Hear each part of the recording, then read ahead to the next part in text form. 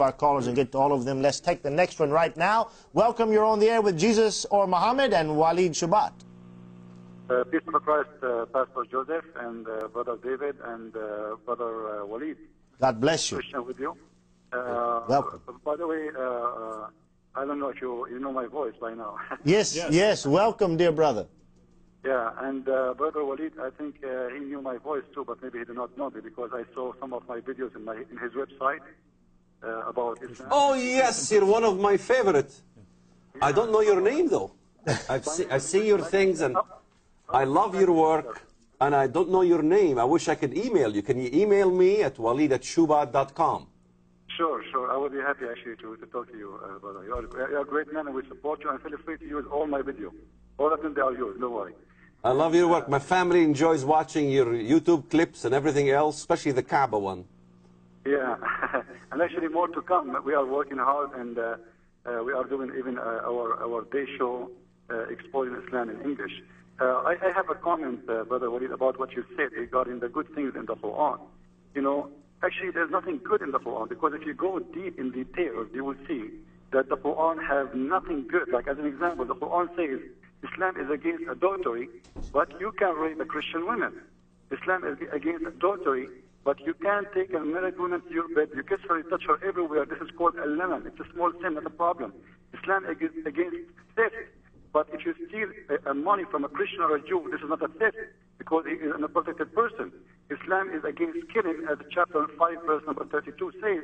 But Muhammad, he said, no Muslim will be, no blood of a Muslim will be shed for killing a kafir or an infidel or a Christian.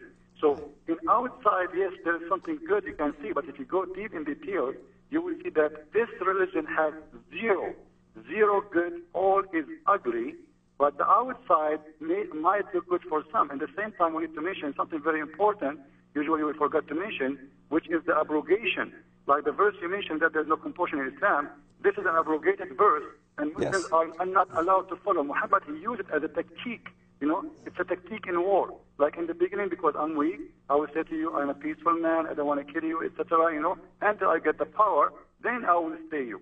So this is not really part of Islam. It was a tactique. This is why we should mention always that those verses exist in the Quran, it's true, but Muslims are not allowed to follow them, which means the Muslims, they use them now to deceive us, to fool the ones who have no knowledge of Islam, saying to them, you see, the Quran says, I have my religion, you have yours. But the fact, Islam don't say that. This is when Muhammad was weak, before he had peace and he had army. But after he had army, this verse exists in the Quran, but no Muslim is allowed to follow it. The chapter of the sword, I'm sure Brother Walid, he knew about it. Yes, of course. I don't think you were saying anything different from... we all agree. La ikraha fi din was part of Mansukha, the verses of the Mansukha. Everything was nusikhat bi'ayat al-sayf. We agree with that one.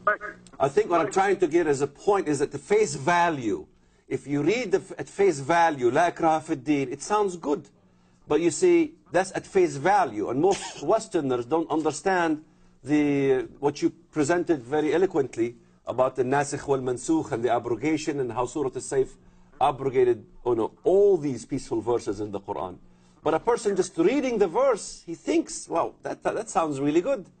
But I do agree with you 100%. I think we're both on the same page. I was just trying to make an example, that's all. And regarding the book you're making, I think it's going to be a great book.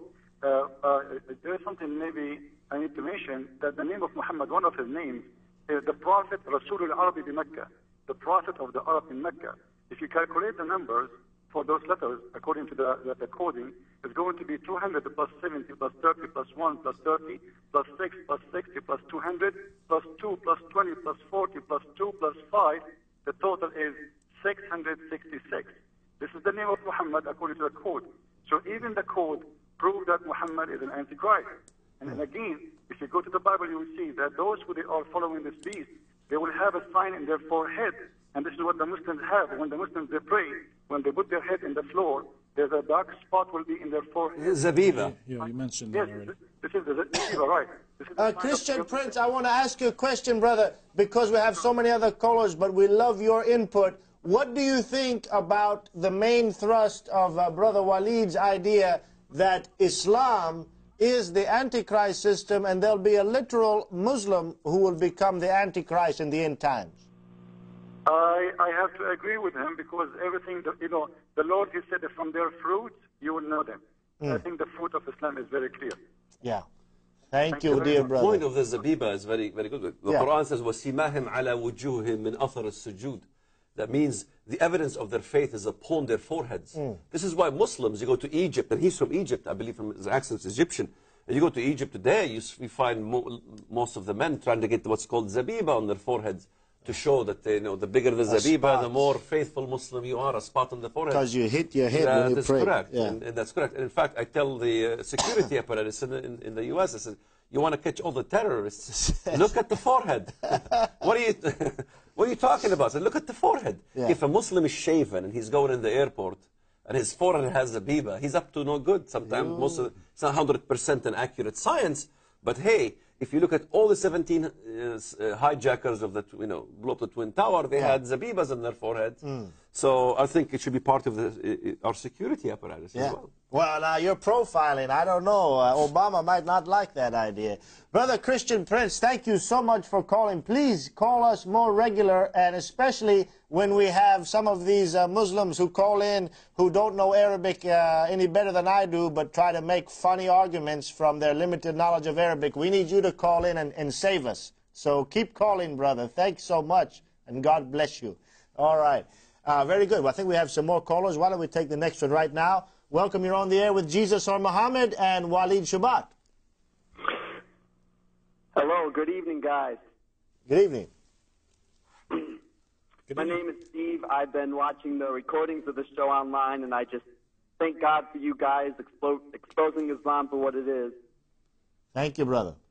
I haven't really considered about Islam being the Antichrist, because Islam has its own concept of the Antichrist known as Dajjal. Mm-hmm. Yes. And I believe it's one person. Okay. And most Christians also say that the Antichrist is one person, not an entire belief system. There's two components for the Antichrist. There's the Antichrist himself, and then there's the Antichrist spirit, or the spirit of Antichrist, the spiritual parts of this mechanism of Antichrist, and there's also the actual governance of the Antichrist. So we have to look at all pieces of this puzzle. Right. So there is an individual, and if you look at the spiritual concept of what the Bible tells us about the Antichrist, he must deny the Father and the Son. This is an Arian heresy. Islam came out of the Arian heresy. Islam in reality is a Christian cult. Let's say Mormonism. Well, that's a Christian cult. Jehovah's Witness, that's a Christian cult, because it latches on biblical things. They say we believe in the Bible, we believe in Jesus, we believe in these things mentioned in the Bible, but in reality they corrupt the Bible. They corrupt the main concepts of the Bible. Jehovah's Witnesses deny that Jesus is God. Islam denies the Trinity, the Father and the Son and the Holy Spirit. Mormonism teaches that Jesus was the brother of Lucifer. So we reject Mormonism as a cult. So Antichrist, the spirit of Antichrist, is the mother of all cults. It's the largest cult in the world. And there is many reasons to believe it is a person, an individual. So but if I asked you, what do you think Antichrist will be? Maybe you can tell me from your biblical knowledge, what's your concept of Antichrist? A quick question for you, Steve. We're going to have to take a quick break, but I just want to ask Brother Walid, according to what you just mentioned, the Dajjal. Who is the Dajjal in your view? Well, it's the one-eyed Antichrist that the Muslims concocted. Right. He will come leading the Jews and the Christians out of Jerusalem. Well, when Jesus comes, basically, Israel will be saved. Yeah. Israel will be redeemed. Yeah. And the grafted in the Christians with Israel, the root, will basically be coming from Jerusalem. So their view of Dajjal, you're saying, is actually going to be Jesus. That's correct. And so once again, we have that reverse. That's correct. The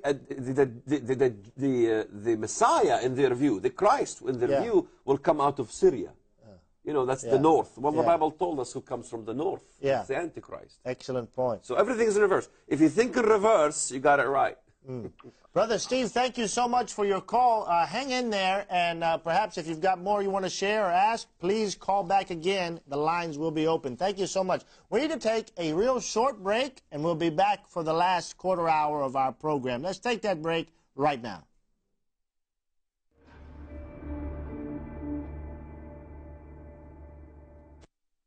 Jesus, hope of the nations. Jesus, comfort for all who mourn. You are the source of heaven's hope on earth. Jesus, light in the darkness. Jesus, truth in each circumstance.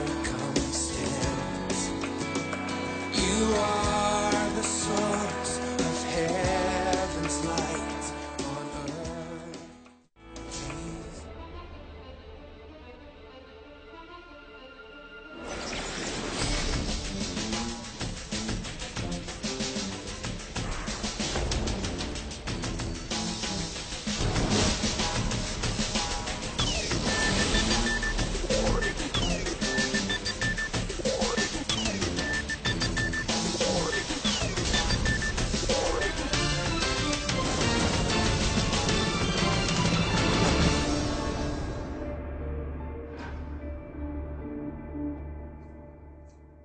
Praise God, talking about country ham and smoked pork. Man, that's something else. I'm sorry, Brother Walid. I'm from the South. I love that stuff, you know. I don't know, does pork figure into eschatology? You know, we have a joke, we talk about It does figure in eschatology. Does it really? Yes, because the Muslims believe that Jesus will kill the pig. That's right, the swine. But is that the Jews? Is that what they're making, you know, pigs and monkeys? Well, yeah, actually destroying basically our concept of Christianity. Yeah. But you know, they teach that... here's the interesting part.